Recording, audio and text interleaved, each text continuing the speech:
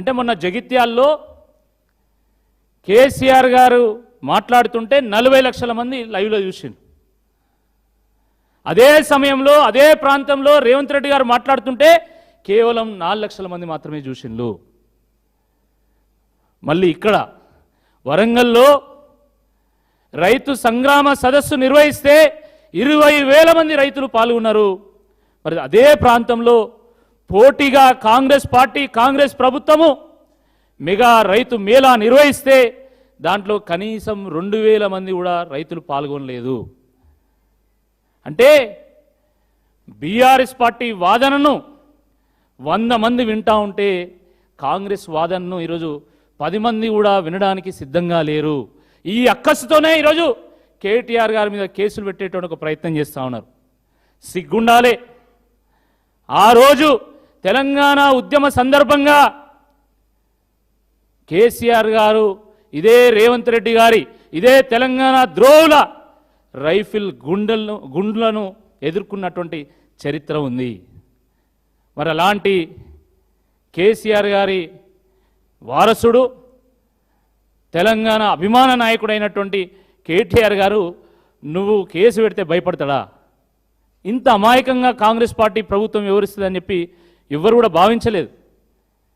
కానీ ఈరోజు BRS party మాట్లాడితే వాళ్ళ గుండెల్లో రైళ్లు పరిగెడుతున్నాయి. అందుకనే ఈ రకంగా చిల్లర వ్యవహారాలు చేస్తూ ఉన్నారు. ఎప్పుడో 2022 మేలో రైతు డిక్లరేషన్ ఇచ్చింది మీరు. మీ ప్రభుత్వం వచ్చి 2.5 ఏళ్ళు అయింది. రైతు డిక్లరేషన్లో ఇప్పటివరకు ఒక్కటంటే ఒక్క అంశాన్నైనా మీరు సంపూర్ణంగా అమలు చేసినలా? మీరు గుండె మీద చేసుకొని చెప్పాలి కాంగ్రెస్ పార్టీ నాయకులు. ఆ రోజు మీరు చెప్పింది ఏంది, ఈరోజు చేస్తున్నది ఏంది?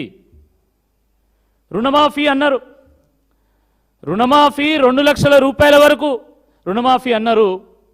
చివరకు మీరు రైతు బేస్డ్గా మీరు రుణమాఫీ చేయకుండా కుటుంబం బేస్డ్గా చేయడం వల్ల ఈరోజు ఆటానమందం రుణమాఫీ అయింది. ఆటానమందం రుణమాఫీ కానేగాలే. రైతు బంధు కేసీఆర్ గారు కేవలం ఎకరానికి 10,000 ఇస్తున్నాడు. మేము వస్తే 15,000 ఇస్తామన్నారు. ఏమైంది? 2024లో మీరు 2 ఫసళ్ళు ఎగ్గొట్టిండ్రు. అంటే 15,000 ఎగ్గొట్టిండ్రు ఎకరానికి. 2వ సంవత్సరంలో మీరు కేవలం 1 ఫసలు మాత్రమే ఇచ్చిండ్రు. అంటే 7,500 ఇచ్చిండ్రు. 7,500 ఎగ్గొట్టిండ్రు. ఇంకా ఈ ఫసల్లో బిచ్చగాళ్ళకి వేసినట్టు ఎకరానికి ఒకసారి ఇస్తాము, ఇంకో ఎకరానికి ఇంకోసారి ఇస్తాము అని మొత్తానికి ఎకరం ఉన్నోళ్లకు 2 ఎకరాలు ఉన్నోళ్లకు ఇప్పుడు రైతు బంధు చేసిండ్రు. మిగతా వాళ్ళకు జాడ లేదు. అంటే మళ్ళా రైతు బంధు ఎగ్గొట్టేటువంటి ఒక ప్రయత్నం చేస్తూ ఉన్నారు. బోనస్ అన్నారు. అన్ని పంటలకు బోనస్ అన్నారు. ఇదే వరంగల్ డిక్లరేషన్లో భాగంగా నిర్వహించినటువంటి సభలో రేవంత్ రెడ్డి గారు మక్కలకు, జొన్నలకు, కందులకు, పెసర్లకు, మినువులకు, పల్లీలకు, వడ్లకు ప్రతి పంటకు 500 రూపాయల బోనస్ ఇస్తామన్నారు. వాస్తవం కాదా ఇది? మీడియా వాళ్ళ దగ్గర క్లిప్పింగ్స్ లేవా? ఫుటేజ్ లేదా? ఏం చేస్తున్నారు మీరు? చివరికి అన్ని పంటలకు ఎగ్గొట్టి కేవలం వరిధాన్యానికి ఇస్తామన్నారు. ఆ వరిధాన్యానికి కూడా కేవలం సన్నవడ్లకే అన్నారు. ఆ సన్నవడ్లకు కూడా కేవలం ఈరోజు సివిల్ సప్లైస్కి చేర్చేటువంటి ఆ బియ్యానికి కావాల్సినటువంటి వడ్లకు మాత్రమే ఈరోజు బోనస్ ఇస్తున్నారు. ఆ బోనస్ కూడా ఎప్పుడు పడుతుందో తెలియదు, ఎప్పుడు పడదో తెలియదు, ఎవరికి పడుతుందో తెలియదు, ఎవరికి పడదో తెలియదు. ఇది మీ బోనస్ సంగతి. ఇక పోతే బీమా అడ్రస్ లేకుండా పోయింది. ఈరోజు బీమాకు అడ్రస్ ఉందా? అసలు బీమా అడ్రస్ లేకుండా పోయింది. యూరియా, ఇక యూరియా అయితే చెప్పనవసరం లేదు. ఏ పిఎస్సిఎస్ సెంటర్ దగ్గర పోయినా కూడా రైలు బండి అంత క్యూ కనబడుతున్నది. అవసరం ఉన్న వాళ్ళకి యూరియా ఇయ్యరు, అవసరం లేని వాళ్ళకి ఇస్తారు. ఎంత ఘోరం అంటే మామిడి తోటలు పెట్టుకున్న వాళ్ళకి యూరియా ఇస్తారు, వరి ఉన్న వాళ్ళకి యూరియా ఇవ్వరు. అంటే ఎంత ఇన్ఎఫిషియెంట్గా మీ అడ్మినిస్ట్రేషన్ ఉన్నది. కేసీఆర్ గారు ఎంత ముందస్తుగా మరి యూరియాని కేంద్రం దగ్గర నుండి దిగుమతి చేసుకొని గోడౌన్లలో పెట్టి వాన పడే సమయానికి యూరియా బస్తాలు అందుబాటులో ఉండేలాగా చూసేటువంటి వాళ్ళు. ఈరోజు మీ పరిస్థితి ఏంది? మొక్కలు మొలిచిన తర్వాత కూడా యూరియా ఇక్కడికి వచ్చిన పరిస్థితి లేదు. గోడౌన్లు ఎన్నున్నాయో తెలియదు, ఎంత కెపాసిటీ ఉన్నదో తెలియదు, ఎంత అవసరమో తెలియదు, దేనికి అవసరమో తెలియదు. దీని కారణంగా ఈరోజు షాపుల్లో ఉండాల్సినటువంటి యూరియా ఈరోజు యాపిల్లోకి వచ్చి చివరికి ఏదీ లేకుండా పోయినటువంటి ఒక పరిస్థితి కూడా మనం చూస్తూ ఉన్నాం. ఫైనల్గా కొనుగోళ్ళు ఎంత దారుణం అంటే, నెల రోజులు అవుతుంది కల్లాల దగ్గర, ఐకేపీ సెంటర్ల దగ్గర, మార్కెట్ సెంటర్ల దగ్గర వరిధాన్యం పోసి మొక్కజొన్నలు పోసి నెల రోజులుగా వస్తూ ఉన్నది. నిప్పులు కురుస్తున్నటువంటి ఈ ఎండలో రైతులు వడ్ల కుప్పల దగ్గర, మొక్కజొన్న కుప్పల దగ్గర సొమ్మసిల్లి పడిపోతున్నారు, గుండెలాగి చనిపోతూ ఉన్నారు. వడ్లు వాగులో పోతేంది, గొడ్లు గోదాట్లో పోతేంది అన్న చందంగా ఈరోజు ముఖ్యమంత్రి గారు వివరిస్తున్నారు తప్ప, మరి కనీసము ఏదో ఒక చర్య తీసుకోవాలి, సమీక్ష పెట్టాలి, వాళ్ళకు భరోసాని ఇవ్వాలి, వాళ్ళకు ధైర్యాన్ని ఇవ్వాలి అనేటువంటి కనీస ఆలోచన చేయడం లేదు. ఎంతసేపు ఢిల్లీకి మూటలు మోసడే తెలుసు తప్ప ఈ కల్లాల్లో ఉన్నటువంటి మూటలు ఎట్లా మిల్లులకు చేర్చాలనేటువంటి కనీస సోయి లేదు. ఇది చాలా దుర్మార్గము, చాలా దురదృష్టకరం. ఏ ఐకేపీ సెంటర్కి పోయినా, ఏ మార్కెట్ సెంటర్కి పోయినా రైతులు కన్నీళ్లు పెట్టుకుంటా ఉన్నారు. నేను ఊరికే చెప్పట్లేదు, దాదాపు ఒక 10 ఐకేపీ సెంటర్, మార్కెట్ సెంటర్లకు పోయొచ్చు నేను చెప్తున్నా. మా నాయకులందరూ కూడా ఆయా నియోజకవర్గాల్లో, ఆయా మండలాల్లో ఉన్నటువంటి ఐకేపీ సెంటర్, మార్కెట్ సెంటర్లు అన్నీ తిరుగుతూ ప్రభుత్వాన్ని ప్రశ్నిస్తూ మీకు అండగా మేము ఉన్నామని చెప్పి రైతులకు భరోసానిచ్చేటువంటి ఒక ప్రయత్నం చేస్తూ ఉన్నారు. మరి మీ మంత్రులు ఏడవేయంలు, మీ ఎమ్మెల్యేలు ఏడవేయంలు, మీ ఎమ్మెల్సీలు ఏడవేయంలు? రైతుల పుణ్యాన గద్దెనెక్కి ఈరోజు గద్దల్లాగా వ్యవహరిస్తూ ఉన్నారు. రైతులను పొడిచి చంపుకొని తినేటువంటి ఒక ప్రయత్నం చేస్తూ ఉన్నారు. ఈరోజు మక్కల పంట కాలం 3 నెలలు, కానీ ఆ మక్కలు అమ్ముకోవడానికి ఈరోజు కల్లాల కాడ, ఐకేపీ సెంటర్ల కాడ, మార్కెట్ సెంటర్ల కాడ నెలన్నర నుంచి పడిగాపులు కాస్తున్నారు. ఎంత దుర్మార్గం అంటే, పంట కాలంలో సగం కాలం అమ్ముకోవడానికే సరిపోతున్నది రైతుకు. ఏంది అన్యాయము? మీరు కొనకపోవడం వల్ల ఈరోజు రైతులు 1600, 1700 క్వింటాలు అమ్ముకుంటున్నారు. వాస్తవం కాదా అని నేను అడుగుతున్నా. ఎక్కడ 2400 ఎంఎస్పి, ఎక్కడ 1600? మీరు 500 రూపాయలు బోనస్ ఇస్తామన్నారు. అంటే వాస్తవానికి 2400 ఎంఎస్పి ప్లస్ 500, 2900కు క్వింటాలు అమ్ముకోవాలి మొక్కజొన్నలు. కానీ ఈరోజు 1600లకు అమ్ముకుంటున్నారు, 1700లకు అమ్ముకుంటున్నారు. అంటే ఒక్క క్వింటాల్ మీద 1600లకు అమ్ముకుంటే కనీసము 900 రూపాయలు రైతు నష్టపోతున్నాడు. 900 రూపాయలు, 1600 వస్తున్నాయి, 900 నష్టపోతున్నాడు. అంటే మోర్ దెన్ 60-70% నష్టపోతున్నాడు. వడ్లది అదే పరిస్థితి ఉన్నది. వడ్లది 2300 చేంజ్ మరి ఎంఎస్పి ఉంటే ఈరోజు 2300 అంటే 2900కు, 2900 లేదా 2800కు అమ్ముకోవాలి. కానీ రైతు అమ్ముకుంటున్నారా 2800కు, 2900కు? రైతు బయట అమ్ముకుంటే కనీసం 2000, 2100 కూడా రేటు రావడం లేదు. ఒకటి రైతులకు కూడా మేము చెప్తున్నాం, 2400 మక్కలు కొనాలని డిమాండ్ చేయడం కాదు, 2900 మక్కలు కొనాలి. 2300కు వరి ధాన్యం కొనడం కాదు, 2800కు వరి ధాన్యం కొనాలి. ఎందుకంటున్నా అంటే, మీరు బోనస్ ఇస్తామని చెప్పిండ్రు. ఆ బోనస్ ఎప్పుడైతే కొనుగోలు చేస్తారో అప్పుడే ఇవ్వాలి. అంతే తప్ప మేము బోనస్ ఇస్తాం ఇప్పుడైతే కొనుగోలు చేస్తామంటే అది ఎప్పుడు పడేది తెలియదు, ఎప్పుడు పడుతుందో తెలియదు, ఎప్పుడు పడదో తెలియదు. అంటే రైతులను నిండా ముంచేటువంటి ఒక ప్రయత్నం ఈ కాంగ్రెస్ ప్రభుత్వం చేస్తూ ఉన్నది. చాలా దుర్మార్గం. ఆ రోజు మీరు ఇచ్చినటువంటి హామీల సంగతి ఏంది? మీరు 34 హామీలు ఇచ్చిండ్రు. ఆ హామీలను ఎప్పుడు అమలు పరుస్తారు అంటే, రేవంత్ రెడ్డి గారు గజనీలాగా ప్రవర్తిస్తున్నాడు. తనకేం తెలియదన్నట్టు, అసలు ఆ హామీలు ఆయన ఇయ్యనట్టు ఈరోజు వివరిస్తూ ఉన్నారు. ఆ గజనీ సినిమాలో సూర్య తనకు గుర్తుండడానికి ఆ అంశాలు చెయ్యి మీద పచ్చబొట్టు పొడుచుకునేది. ఇప్పుడు రేవంత్ రెడ్డి గారికి కూడా రైతు డిక్లరేషన్లో ఇచ్చినటువంటి హామీలు గుర్తుండాలంటే స్వయంగా రైతులే పోయి ఆయన ఒళ్ళంతా పచ్చబొట్టు పొడవాలి. రైతు బంధు 15,000, బోనస్ 500, ఈ రకంగా ఇచ్చినటువంటి 34 హామీలు ఏవైతున్నాయో రేవంత్ రెడ్డి ఒళ్ళంతా పచ్చబొట్టు పొడిస్తే తప్ప ఆయన గుర్తుండేటట్టు లేదు. సిగ్గుండాలి రేవంత్ రెడ్డి గారికి. నువ్వు రైతు బిడ్డవని ఓట్లు వేస్తే ఈరోజు ఆ రైతు బిడ్డలను ఈరోజు ఆత్మహత్యల పాలు చేస్తున్నావు. చాలా దుర్మార్గం. ఒకనాడు తెలంగాణ ఎట్లా ఉండే, కాలం కాకపోతే దేవుణ్ణి తిట్టుకునేటోళ్ళు. ఇద్దరు కలిసినా కూడా ఊర్లల్లా ముందు ఏడ్చి ఒకరి మీద ఒకరు పడి ఏడ్చి తర్వాత మాట్లాడుకుంటోళ్ళు. ఇద్దరు అక్కచెల్లెళ్ళు ఉంటే ఇద్దరు అక్కచెల్లెళ్ళు వేరు వేరు ఊరికిస్తే ఆ అక్కచెల్లెళ్ళు ఫంక్షన్లలో కలిసినప్పుడు ఒకరి మీద ఒకరు పడి కష్టాలు వలబోసుకొని దాని తర్వాత మంచి చెడు మాట్లాడుకుంటోళ్ళు. వ్యవసాయం అంటే కన్నీళ్లు తప్ప మరో మార్గం లేదు. వేరే రేవు లేదు, తావు లేదు. ఎక్కడో కాకతీయ చెరువులు ఉంటాయి అక్కడక్కడ. ఆ కాకతీయ చెరువుల కింద ఉన్నటువంటి బుర్రపారకం కోసము రైతులంతా తెల్లందానక పోయి గొడవలు పెట్టుకుంటోళ్ళు, గుత్పలు పట్టుకొని కొట్లాడుకుంటోళ్ళు. రాత్రిపూట కరెంటు లేక ఇట్లా AK-47 లాంటి ఈ టార్చ్ లైట్లను పట్టుకొని పొలం కాడికి పోయేటోళ్ళు. తేళ్ళు కుడితే పాములు కుడితే చచ్చిపోయేటోళ్ళు, ఆత్మహత్యల పాలయ్యేటోళ్ళు. బొంబాయి దుబాయి బొగ్గుబాయి బతుకులైనవి, వలసలు వెళ్ళిపోయిన్లు. జీడిమెట్లకు జగదిగుట్టకు బొంబాయికి దుబాయికి బొగ్గుపాయి కాడికి పనులకు పోయిన్లు.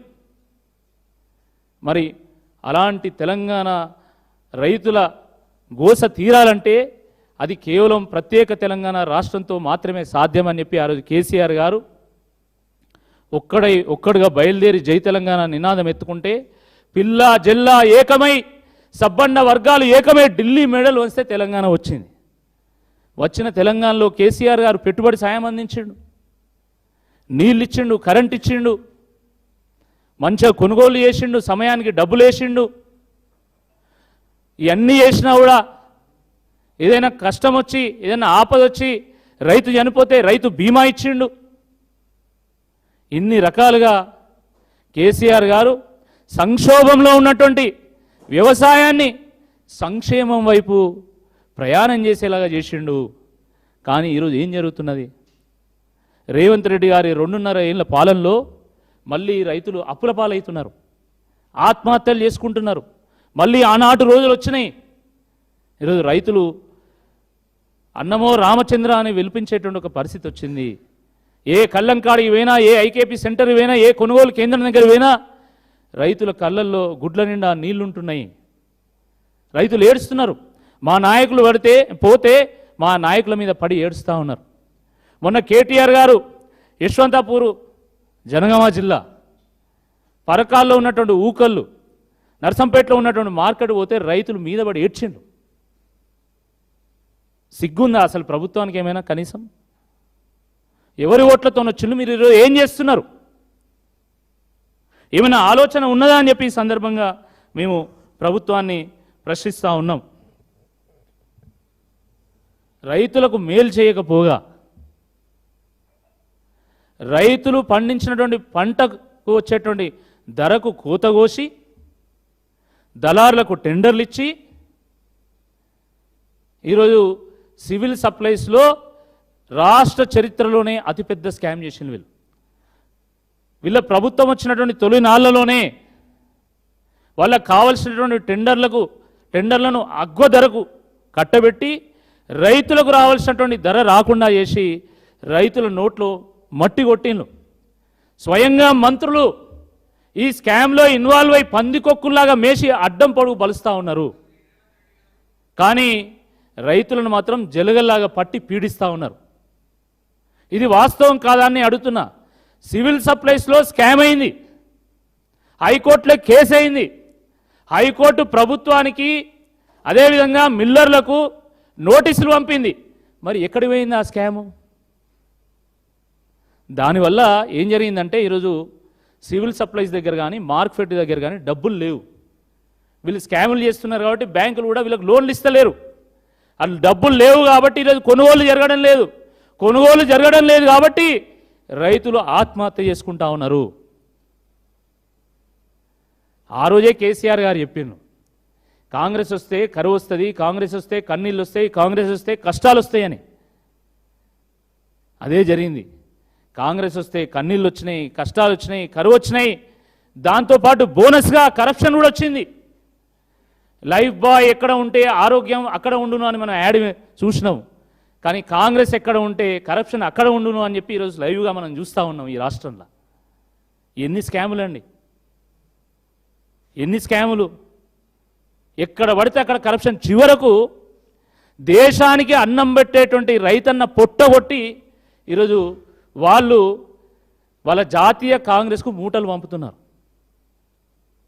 లోక్సభ ఎన్నికల్లో కాంగ్రెస్ పార్టీ 135 సీట్లు గెలిచిందంటే ఈ తెలంగాణ రైతుల కష్టార్జితం వల్లనే అని చెప్పి ఈ సందర్భంగా నేను మనవి చేస్తా ఉన్నా.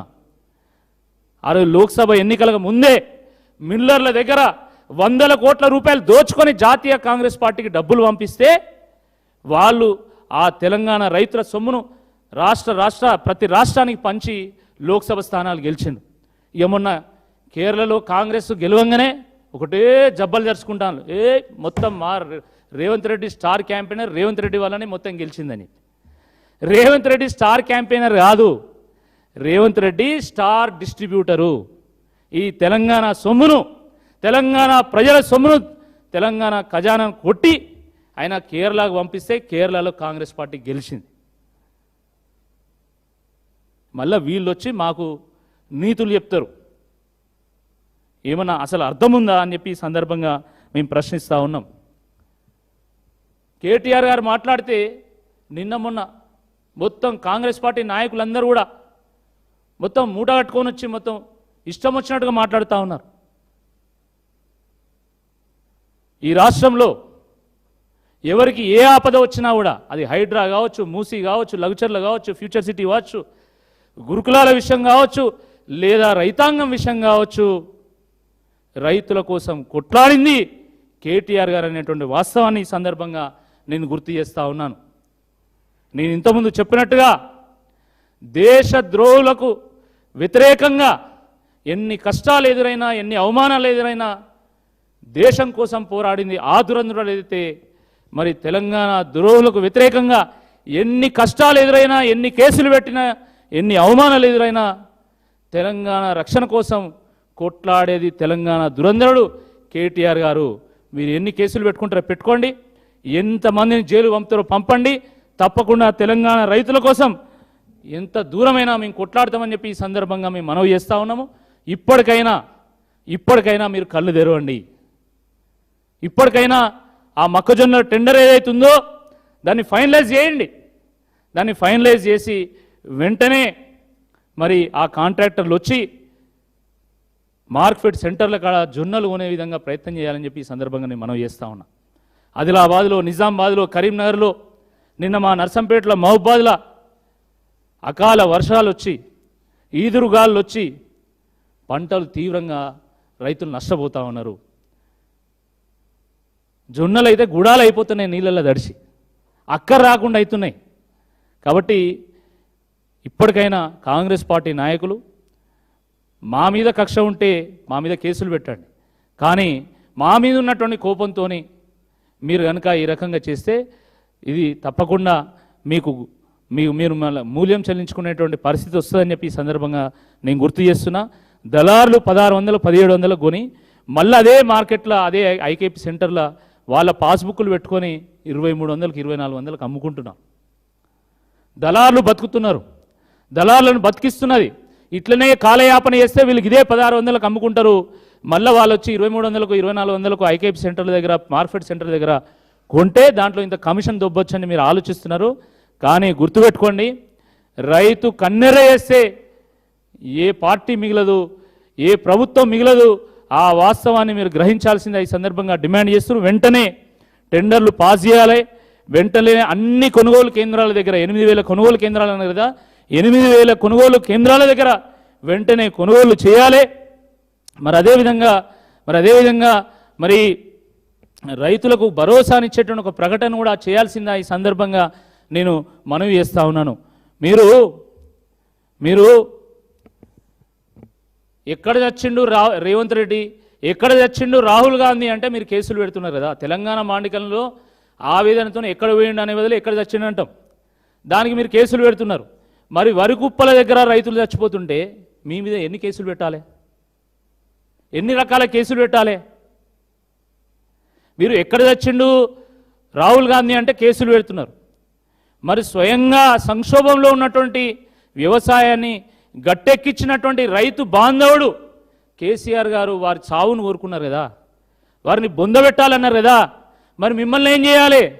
మిమ్మల్ని ఖచ్చితంగా ఉరిదీయాలి. అదే కల్లాల కాడ రాళ్లతో కొట్టి చంపాలి. మీరు ఇష్టం వచ్చినట్టుగా మాట్లాడుతూ ఉన్నారు. కాబట్టి మీరు ఖబర్దార్ కాంగ్రెస్ పార్టీ నాయకులారా, ఇప్పటికైనా మీరు రైతుల మేలు కోసం మీరు ఆలోచిస్తే బాగుంటుంది. కానీ కేసీఆర్ గారి మీద, కేటీఆర్ గారి మీద ఇష్టం వచ్చినట్టుగా మాట్లాడతాము, ప్రశ్నించినోడి మీద కేసు పెడతాము, జైలు పంపుతామంటే తప్పకుండా బీఆర్ఎస్ పార్టీ